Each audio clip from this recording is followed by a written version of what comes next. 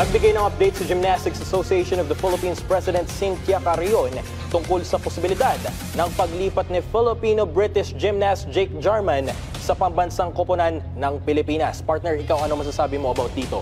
Sa Jake Jarman, Filipino-British na kalaban ni Carlos Yulo nung nung katatapos lang na 2024 Paris Olympics. Ikaw, partner, ano masasabi? O nga, sa mga napanood nga natin ito sa laban nila ni Carlos Yulo, isa si Jake Jarman sa naging matinding kalaban nito ni Carlos Yulo pagdating, lalo na sa floor exercise, I think both of the gymnasts dito si Jarman and si Yulo, talagang forte nila itong floor exercise. So, siguro kung magiging part siya ng Philippine team, napakalaking bagay for our Philippine team na makapag-produce pa ulit ng isang Olympian.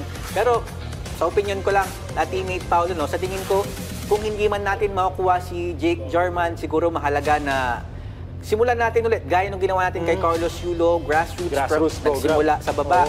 And then, unti-unting na-develop, sumali sa iba't ibang competition. At ngayon, isa na nga, double gold medalist na si Carlos Yulo. Tama yan, partner. Talagang maganda talaga na meron tayong mga homegrown, kumbaga, dito sa Pero bago yan, alamin natin yan sa ulat ni teammate Banday Rel.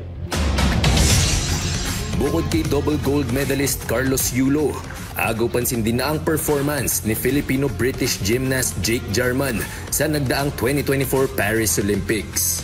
Siya ang bronze medalist sa floor exercises event ng men's artistic gymnastics, kung saan napanalunan ni Yulo ang kanyang unang ginto. Ikinatuwa pa ng maraming Pinoy sports fans nang mabalitaang may pagkakataong lumipat ng federasyon si Jarman upang sumali sa Gymnastics Association of the Philippines o GAP.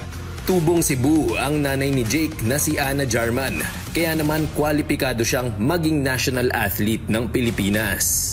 Pero sa ngayon, mananatili muna si Jarman sa British Amateur Gymnastics Association. Sa isang eksklusibong panayam sa PTV Sports, inilahad ni GAP President Cynthia Carrion na di muna matutuloy ang kanilang recruitment kay Jarman.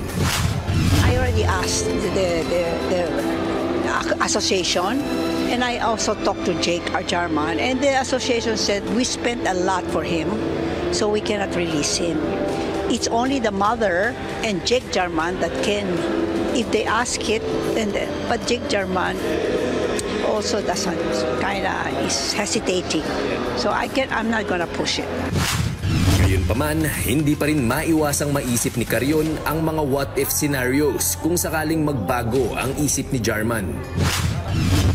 It would be wonderful if Jake Jarman can be part of our team. Even Carlos, Eldrew, Jake Jarman, Miguel. Wow, winner na kami. Sa kabila nito, hindi pa naman huli ang lahat. Nauna nang sinabi ng 22-year-old gymnast na hindi niya naman tuluyang sinasara ang pintuan sa pagkakataong maging bahagi ng Philippine National Team balang araw. Rafael Banday Rel para sa Pambansang TV sa Bagong Pilipinas.